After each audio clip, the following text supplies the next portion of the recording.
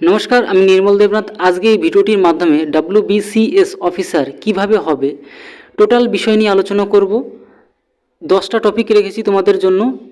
এই 1 থেকে 10টা টপিক তোমাদের যা কোয়ারিজ আছে, যা প্রশ্ন আছে, সমস্ত এই টপিক অনুযায়ী তোমাদের সমস্ত কিছু ক্লিয়ার করে দেবো। যেমনটা এখানে দেখো, WBCS কি, এলিজিবিলিটি বা যোগ্যতা, মান্থলি স্যালারি কেমন হয়, এজ লিমিট বা বয়স, এক্সাম প্যাটার্ন অ্যান্ড সিলেবাস সম্বন্ধে টোটাল আলোচনা করব। কত পেলে পাস করবে সেই বিষয় নিয়ে একটু আলোচনা করব। কি ভাষায় পরীক্ষা হবে, WBCS কি বই পড়তে হবে, কোথায় অ্যাপ্লাই করবে আর WBCS এর প্রিপারেশন, এই সম্বন্ধে টোটাল বিষয় নিয়ে আলোচনা করব। ভিডিওটা একটু লং হতে পারে, তোমরা একটু ধৈর্য সহকারে স্কিপ না করে টোটাল ভিডিওটা দেখো, তাহলে তোমাদের যে সমস্ত কোয়ারিজগুলো আছে সম্পূর্ণ ক্লিয়ার হবে, এইটুকু কথা দিতে পারছি। তো চলো, প্রথমে যে বিষয়টা নিয়ে আলোচনা করব, ফার্স্টে তোমরা এখানে দেখতে পাচ্ছ ইউপিএসসি অর্থাৎ ইউনিয়ন পাবলিক সার্ভিস কমিশন, অর্থাৎ সেন্ট্রাল বোর্ডের তরফ থেকে, অর্থাৎ আমাদের ভারতবর্ষের সবথেকে বড় পরীক্ষা যেটা ইউপিএসসির মাধ্যমে IAS অর্থাৎ ইন্ডিয়ান অ্যাডমিনিস্ট্রেটিভ সার্ভিস আর IPS অর্থাৎ ইন্ডিয়ান পুলিশ সার্ভিস, এই সমস্ত পদে নিযুক্ত করা হয়। অর্থাৎ ভারতবর্ষের সবথেকে বড় পরীক্ষার যেটা আর কি ইউপিএসসির মাধ্যমে, যেটা IAS আর IPS নিযুক্ত করা হয়, কিন্তু আমাদের রাজ্য সরকারের সবথেকে বড় পরীক্ষা যেটা WBCS অর্থাৎ ওয়েস্ট বেঙ্গল সিভিল সার্ভিস, যেটা তার মাধ্যমে WBCS এর অফিসারদের নিযুক্ত করা হয়। অর্থাৎ রাজ্যের সবথেকে বড় পরীক্ষা যেটা WBCS আর দেশের সবথেকে বড় পরীক্ষা UPSC। তাহলে বুঝতে পারলে, ইউপিএসসি যে দেশের সবথেকে বড় পরীক্ষা, তাদের এই পরীক্ষার মাধ্যমে IAS IPS নিযুক্ত করা হয়। ঠিক তেমনই রাজ্যের সবথেকে বড় পরীক্ষা যেটা WBCS ওয়েস্ট বেঙ্গল সার্ভিস পরীক্ষা, ওয়েস্ট বেঙ্গল সিভিল সার্ভিস এক্সামের মাধ্যমে WBCS অফিসারদের নিযুক্ত করা হয়। তাহলে এই বিষয়টা আশা করি ক্লিয়ার। WBCS যে exam, West Bengal civil service, এই এক্সামের মাধ্যমে 4টে যে গ্রুপ, অর্থাৎ group A, group B, group C, group D, এই 4টে গ্রুপের মাধ্যমে আমাদের যে WBCS এর যে অফিসারদের নিযুক্ত করা হয়। তাহলে বুঝতে পারলে, ড্রিম WBCS অর্থাৎ অনেকেরই এটা একটা স্বপ্নের চাকরি হয়ে থাকে।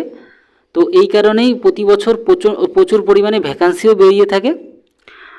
আর তোমরা যারা ইচ্ছুক অবশ্যই অ্যাপ্লাই করতে পারবে। WBCS যে স্পেশাল, এটা ভিডিওটার মাধ্যমে সমস্ত কিছু তোমাদেরকে আলোচনা করব, কিচ্ছু বাকি রাখবো না। 100টা ভিডিও দেখার বদলে একটা ভিডিও ঠিক মতন দেখো, তাহলে তোমাদের সমস্ত কিছু ক্লিয়ার হয়ে যাবে। How to become WBCS officer, WBCS officer কিভাবে হতে পারবে। প্রথমে তোমাদেরকে বললাম স্টেপ বাই স্টেপ সমস্ত কিছু তোমাদেরকে আলোচনা করে দেব। 10টা টপিক রেখেছি, এই 10টা টপিকই তোমাদেরকে আলোচনা করব, ডিটেলসে আলোচনা করব। তোমরা একটু ধৈর্য সহকারে ভিডিওটা সম্পূর্ণ প্রথম থেকে শেষ পর্যন্ত স্কিপ না করে দেখো। প্রথমেই আলোচনা করব তোমাদের সাথে WBCS কি। চলো, যে ব্যাপারটা হচ্ছে WBCS কি। WBCS অর্থাৎ ওয়েস্ট বেঙ্গল সিভিল সার্ভিসের ফুল ফর্ম। আর যেটা হচ্ছে West Bengal civil service executive, popularly known as WBCS, it is now known as West Bengal administrative service. অর্থাৎ এটাকে আবার এখন ওয়েস্ট বেঙ্গল অ্যাডমিনিস্ট্রেটিভ সার্ভিস হিসেবে পরিচিত। তো আশা করি বুঝতেই পারলে, যেটাকে আমরা বলি WBCS যে এক্সাম আমরা বলে থাকি, সেটাকে এখন বর্তমানে অনেকে ওয়েস্ট বেঙ্গল অ্যাডমিনিস্ট্রেটিভ সার্ভিস বলেও চেনে। তো এর 4টে গ্রুপ অনুযায়ী কিন্তু নিযুক্ত করা হয়, যেমন group A, B, C, D যেটা বললাম। আর WBPSC অর্থাৎ ওয়েস্ট বেঙ্গল পাবলিক সার্ভিস কমিশনের মাধ্যমে কিন্তু এই পুরো পরীক্ষাটা নিয়ন্ত্রণ করা হয়, অর্থাৎ এর মাধ্যমে নিযুক্ত করা হয়।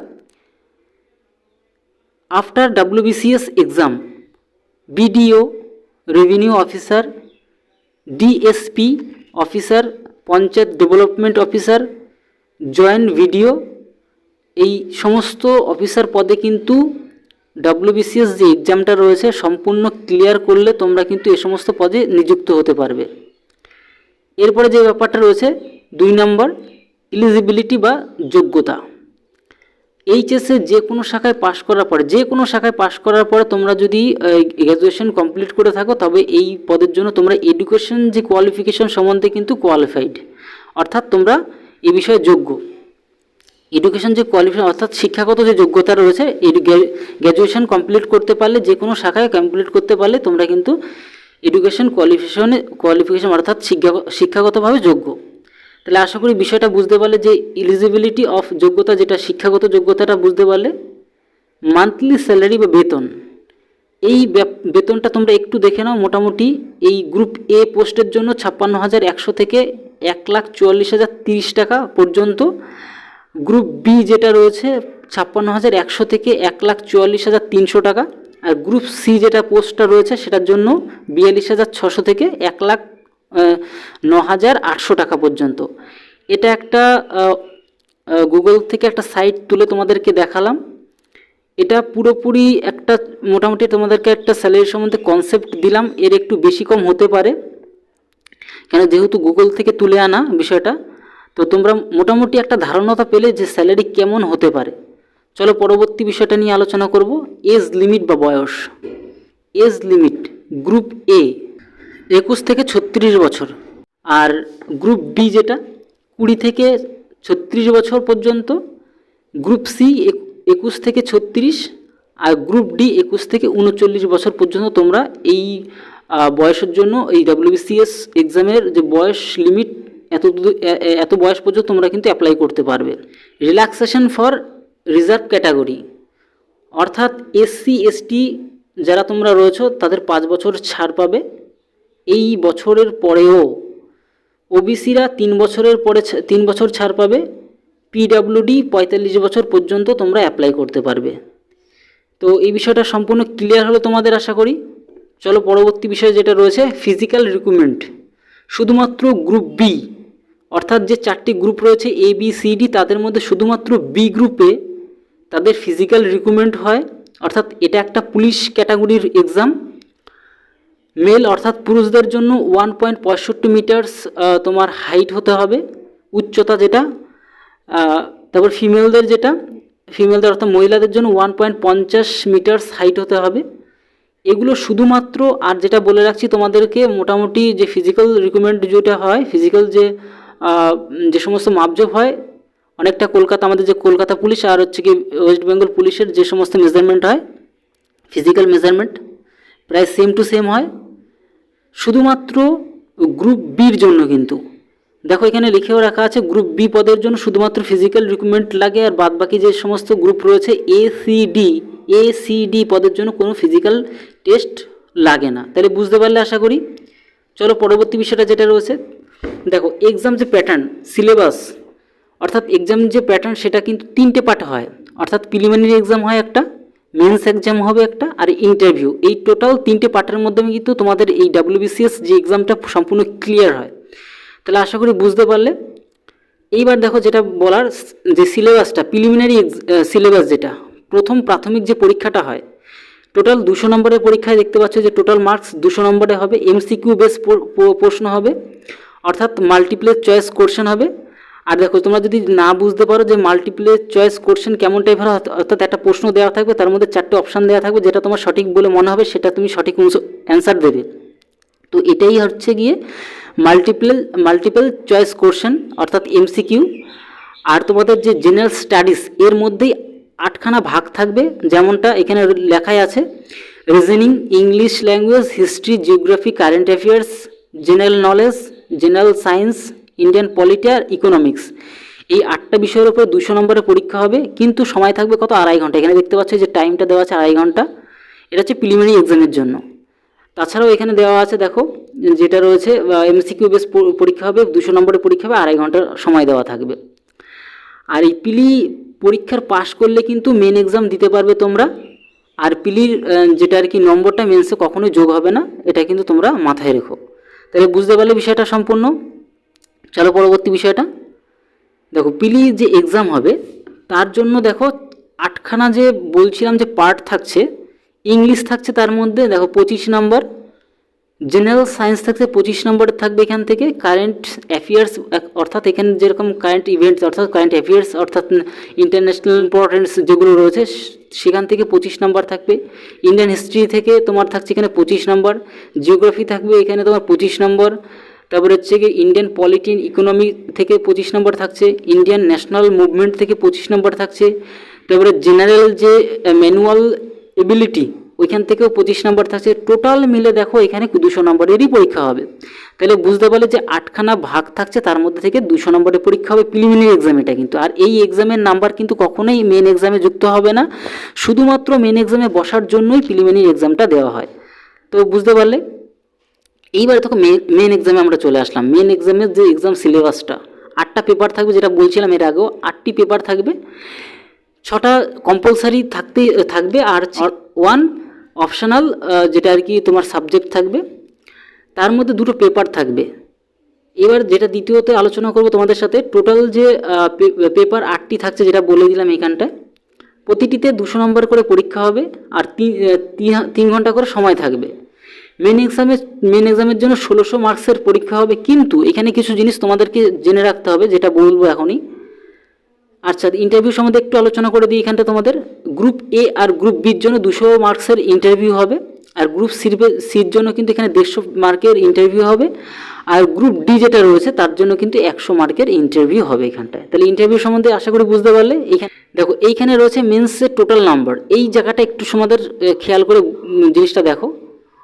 গ্রুপ এ আর যেটা আর কি বি রয়েছে তাদের জন্য 1600 মার্কের পরীক্ষা হবে, কিন্তু একটা জিনিস তোমাদের এখানে মনে রাখতে হবে যে গ্রুপ যেটা সি আর ডি, গ্রুপ সি আর ডির জন্য কিন্তু 1200 মার্কের পরীক্ষা হবে। এবার আরেকটু গুছিয়ে তোমাদেরকে বলে দিচ্ছি, দেখো এই যে গ্রুপ এ আর বি তাদের কিন্তু 1600 মার্কের যে পরীক্ষাটা হচ্ছে, এখানে দেখতে পাচ্ছ যে 6টা কম্পালসারি আর এই যে 2টো পেপার থাকছে, তাদের মধ্যে অপশনাল যে সাবজেক্ট থাকছে, এদের সব কিছু দিতে হবে এই গ্রুপ এ আর বিদের। কিন্তু এই গ্রুপ সি আর ডিদের এই যে 1200 মার্কসের যে পরীক্ষাটা হচ্ছে, এখানে কিন্তু শুধুমাত্র কম্পালসারি যে 6টা রয়েছে এগুলোই শুধু দিতে হবে সি আর ডিদের। আরও বুঝতে পারে, দেখো নেক্সট পেজটাতে আরও ক্লিয়ারলি তোমরা বুঝতে পারবে। এখানটায় দেখো এখানে আরও ভালো করে বুঝতে পারো, তোমরা একটু খেয়াল করো। মেন এক্সামের জন্য যে সিলেবাসটা রয়েছে, এই বেঙ্গলি যেটা আর কি তোমার ফার্স্ট ল্যাঙ্গুয়েজ, এখানে দেখো প্রত্যেকের যে এই দেখো group A, group B, group C, group D, এদের প্রত্যেকটা সিরিজ এমনটাভাবে এখানে রয়েছে, এইভাবে রয়েছে। তো দেখো এখানটা যেটা রয়েছে বেঙ্গলি যেটা ফার্স্ট ল্যাঙ্গুয়েজ রয়েছে, আর এগুলো কিন্তু ডেসক্রিপ্ট পরীক্ষা হবে, খাতায় লেখা পরীক্ষা হবে, 200 মার্কসের পরীক্ষা হবে, লেটার থাকবে, লেটার রাইটিং টাইটিং সব থাকবে। তোমরা একটু দেখে নেবে পুরোপুরিটা, এত বেশি বলতে গেলে ভিডিওটা অনেক লম্বা হয়ে যাবে। তাছাড়াও তোমাদেরকে বলেও দিচ্ছি পুরো বিষয়টা ডিটেলসে আলোচনা করে। তো ফার্স্ট পেপারে এখানে প্রত্যেকে 200 নম্বর করে পরীক্ষা হবে, কিন্তু এই যে তোমার বেঙ্গলি ফার্স্ট পেপার আর ইংলিশ যেটা সেকেন্ড পেপার যেটা থাকছে, এনাদের দুজনই এই দুটো কিন্তু ডেসক্রিপ্ট পরীক্ষা হবে, অর্থাৎ এই দুটোরই 200 নম্বর করে পরীক্ষা হবে প্রত্যেকের। তারপরে দেখো এইখান থেকে যে 1, 2, 3, 4, 5, 6 এই 6 পর্যন্ত কিন্তু প্রত্যেকের দেখো সেম টু সেম যে জেনারেল স্টাডিজ যে 1 পার্টটা থাকছে, তার মধ্যে কিন্তু প্রত্যেকে 200 মার্কের পরীক্ষা দিতে হচ্ছে। জেনারেল স্টাডিজ 2 যে সায়েন্স থাকবে, তা টেকনোলজি সমস্ত থাকবে, সেখানেও কিন্তু 200 মার্কসের পরীক্ষা দিতে হবে। আর তারপরে দেখো কনস্টিটিউশন যেটা আর কি ইন্ডিয়ান, আর হচ্ছে কি ইকোনমিক্স, এই সমস্তের উপর কিন্তু 200 নম্বর পরীক্ষা দিতে হবে। অ্যারিথমেটিক অ্যান্ড টেস্ট রিজনিং যেগুলো থাকবে তার উপরে, অর্থাৎ অঙ্ক রিজনিং এর উপরে থাকবে 200 মার্কসের পরীক্ষা প্রত্যেকের। এই পর্যন্ত দেখো প্রত্যেকের পরীক্ষা দিতে হচ্ছে সেম টু সেম। কিন্তু এইখানটা যেটা একটু আগে বলছিলাম তোমাদেরকে, যে অপশনাল সাবজেক্ট যেটা ছিল, এই যে এই অপশনাল যে সাবজেক্টটা ছিল, এটা শুধুমাত্র এ আর বিদেরই দেওয়া লাগছিল। দেখো এখানে ভালোভাবে দেখতে পারো তোমরা এই জায়গাটা, এই দেখো অপশনাল যে সাবজেক্টটা, এগুলো শুধুমাত্র এই দেখো এই এদের দেওয়া লাগছে, অর্থাৎ দুটো পেপার বলছিলাম যে দুটো পেপারে 200 কত 400 পরীক্ষা, একে 400 দিতে হচ্ছে, একেও কিন্তু 400 দিতে হচ্ছে, অর্থাৎ বি যে গ্রুপটা তাদেরও 400 দিতে। কিন্তু এই সি আর এই ডিদের কিন্তু এই পরীক্ষাগুলো দিতে হবে না। তাহলে বুঝতে পারলে ক্লিয়ারলি সব কিছু। আর যেটা রয়েছে পার্সোনালিটি টেস্ট, এর উপরে প্রত্যেকের এরকম থাকবে 200, এই এর 200 থাকবে, বির থাকবে কত 200, আর এদিকে সি এর থাকবে 150, আর ডি এর থাকবে 100। এই টোটাল মিলে টোটাল মার্কস থাকছে, দেখো এ যে গ্রুপটা তাদের জন্য 1800 পরীক্ষা, বি এর গ্রুপের জন্য যেটা রয়েছে এই তো 1800 পরীক্ষা, সি গ্রুপের জন্য 1350, আর ডি গ্রুপের জন্য কিন্তু 1300 মার্কসের পরীক্ষা হবে টোটাল মিলে। এটা কিন্তু মেন এক্সাম। এবার তোমাদের এর পরবর্তীতে যেটা আলোচনা করব সেটা হচ্ছে, দেখো একটু কাট অফ সম্বন্ধে একটু আলোচনা করব, কত পেলে পাস করবে। মোটামুটি একটা কাট অফ সম্বন্ধে একটু আইডিয়া তোমাদের রাখা খুব ভালো, তার জন্য তোমাদেরকে বিষয়টা আলোচনা করে দিচ্ছি। দেখো জেনারেল যেটা রয়েছে, জেনারেলদের ইউআর যারা তোমরা জেনারেলদের কিন্তু 2020 সালের যে কাট অফটা ছিল, এটা প্রিলিমিনারি এক্সামের কথা বলছি, এটা মেন এক্সাম বলবো এক্ষুনি। এটা 121.67 ছিল জেনারেলদের, ওবিসি এদের ছিল, দেখো এই তিনজনের সেম, এটাতেও কিন্তু 121.67 অর্থাৎ ওবিসি বিদের, আর এসসিদের দেখো 114, আর এসটিদের দেখো 94.33, আর পিডাব্লিউডির জন্য 101.67 যেটা রয়েছে। তাহলে এই সম্বন্ধে একটু কনসেপ্ট তোমাদের ক্লিয়ার হলো যে প্রিলিমিনারিতে এক্সামে ক্লিয়ার করতে গেলে মোটামুটি কত নাম্বার রাখতে হয়। এবার চলে আসবো আমরা মেন এক্সামের ক্ষেত্রে। আর যেটা আরেকবারও বলে দিই, এই যে পিলির যে এক্সামের যে নাম্বারটা কখনোই কিন্তু মেন এক্সামে যুক্ত হয় না, শুধুমাত্র পিলি পরীক্ষা নেওয়া হয় মেন এক্সাম দেওয়ার জন্য। তাহলে বুঝতে পারলে ক্লিয়ারলি। এইবার যেটা বলছি, যেটা এটা কিন্তু 2019 সালের যে প্রিলিমিনারি এক্সামের যে কাট আপটা, এবার এটা কিন্তু 2019 সালের যে মেন্স এক্সামের কাট আপ। তো মোটামুটি এই সমস্ত দেখলে কী হবে, তোমাদের একটা আইডিয়া বা কনসেপ্ট তৈরি হবে যে কতটা নাম্বার পেলে তোমরা পাস করতে পারবে। তো চলো দেখি জেনারেল বিষয়টা যেটা রয়েছে 886.333 এমনটা রয়েছে এই কাট আপটা। আর ওবিসি এ যেটা রয়েছে 841.00 মানে 841 এমন কাট আপ ছিল।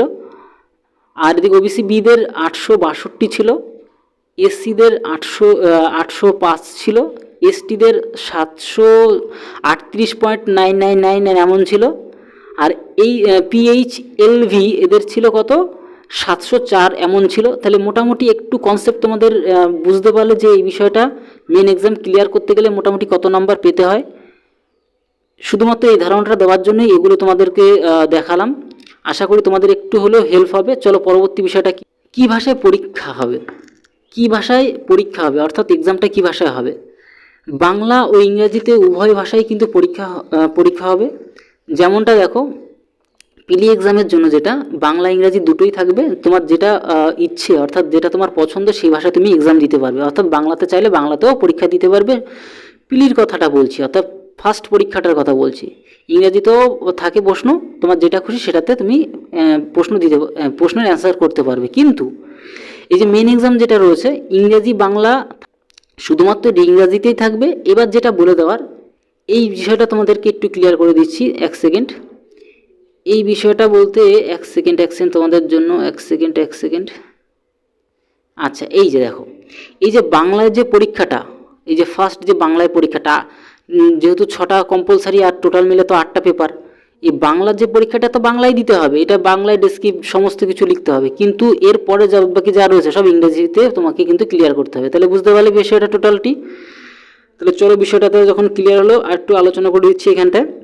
তাহলে মেন এক্সামে কিন্তু শুধুমাত্র বাংলার যে পার্টটা থাকে ওটা ছাড়া বাদবাকি সব কিন্তু ইংলিশে পরীক্ষা হয়, তার জন্য আমি সাইডে বাংলাও রেখেছি, বাংলা পার্টের পরীক্ষাটা বাংলাতে দেওয়ার কথাটা বলার জন্য। আর বাদবাকি সব কিন্তু ইংলিশে পরীক্ষা হবে। ইন্টারভিউ যে ব্যাপারটা রয়েছে, ইন্টারভিউতে কিন্তু এক্সামিনাররা ইংলিশেই কথা বলার জন্য কিন্তু বেশি পছন্দ করেন, কিন্তু বাংলাতেও বলা যায়, ইন্টারভিউ করা যায়, কিন্তু ওরা বেশি মানে আর কি খুশি হয় ইংলিশে যদি ইন্টারভিউটা তুমি দিতে পারো। তাহলে বিষয়টা সম্পূর্ণ ক্লিয়ার হলো এই সম্বন্ধে। চলো পরবর্তী বিষয়টা যেটা রয়েছে এই বিষয়টা তোমরা প্রত্যেকেই বলছিলে ব্যাপারটা পুরো ডিটেলসে আলোচনা করে দেওয়ার জন্য। ডাব্লিউবিসি এক্সামের জন্য কী কী বই পড়তে হবে টোটাল কিছু বাদ রাখিনি, সমস্ত কিছু তোমাদেরকে বই সম্বন্ধে আলোচনা প্লাস বইগুলো তোমাদেরকে দেখিয়ে দিলাম। দেখো প্রথমে যেমনটা রয়েছে জেনারেল নলেজ, অর্থাৎ লুসেন্টের বইটা পড়লে কিন্তু জেনারেল নলেজের জন্য তোমাদের কনসেপ্ট সম্পূর্ণ ক্লিয়ার হবে। তাছাড়া দেখো ন্যাশনাল হিস্ট্রি অর্থাৎ ইতিহাসের যে বইটা সেটা কিন্তু তোমরা এই যে কৃষ্ণা রেড্ডি লেখক এনার বই কিন্তু তোমরা কিন্তু অ্যাপ্লাই করতে পারো। তারপরে দেখো এই জিওগ্রাফিটা তোমরা অবশ্যই দেখতে পারো, এই জিওগ্রাফি বইটা। তারপরে দেখো অ্যাচিভাসটা কারেন্ট অ্যাফেয়ার্সের জন্য তোমরা কিন্তু ফলো করতে পারো। তাছাড়া ইন্ডিয়ান পলিটি যেটা রয়েছে এম লক্ষ্মীকান্তের কিন্তু বইটা খুব ভালো বই, অবশ্যই তোমরা এটা কিনে পড়তে পারো। তারপরে ইন্ডিয়ান যে ইন্ডিয়ান পলিটির জন্য তো বললামই যেটা এম লক্ষ্মীকান্ত, আর ইন্ডিয়ান যেটা তোমার রয়েছে ইকোনমিক্স, এটার জন্য তোমার অর্থনীতি যেটা আর কি রমেশ সিংয়ের এই বইটা কিন্তু তোমরা অবশ্যই দেখতে পারো। আর এইখানে তোমরা যে রিজনিং সম্বন্ধে যেটা দেখতে পাচ্ছ, রিজনিংয়ের জন্য কিন্তু RS আগরওয়াল স্যারের কিন্তু বইটা কিন্তু অবশ্যই হেল্পফুল একটা বই, অবশ্যই তোমরা এটা কিনে পড়তে পারো। তারপর সায়েন্স অ্যান্ড টেকনোলজির জন্য এই বইটা তোমরা নিতে পারো। তাছাড়া তোমার যেটা অঙ্কের জন্য অর্থাৎ ম্যাথমেটিক্সের জন্য তোমরা কিন্তু অবশ্যই RS আগরওয়ালের বইটা অ্যাপ্লাই করতে পারো। বাংলা যদি প্র্যাকটিস করতে চাও সুবিজ দাস স্যারের বইটা কিন্তু অ্যাপ্লাই করতে পারো। তোমাদের টোটালি ডিটেলস আলোচনা করে দিলাম। আর তাছাড়া তোমরা ডেলি কিন্তু news paper, English news paper এর জন্য ডেলি তোমরা কিন্তু পড়ার অভ্যাস করতে পারো। তো এই টোটাল জিনিসগুলো তোমরা যদি ঠিকঠাকভাবে অ্যাপ্লাই করতে পারো তাহলে তোমাদের খুবই হেল্প হবে এই বিষয়গুলো নিয়ে। ডাব্লিউবিসিএস পরীক্ষা এক্সাম ক্লিয়ার করার জন্য তোমাদের কিন্তু এর উপরে আর কিছু হতে পারে না। তো এই বিষয়গুলো সম্পূর্ণ ক্লিয়ারলি তোমাদেরকে বলে দিলাম।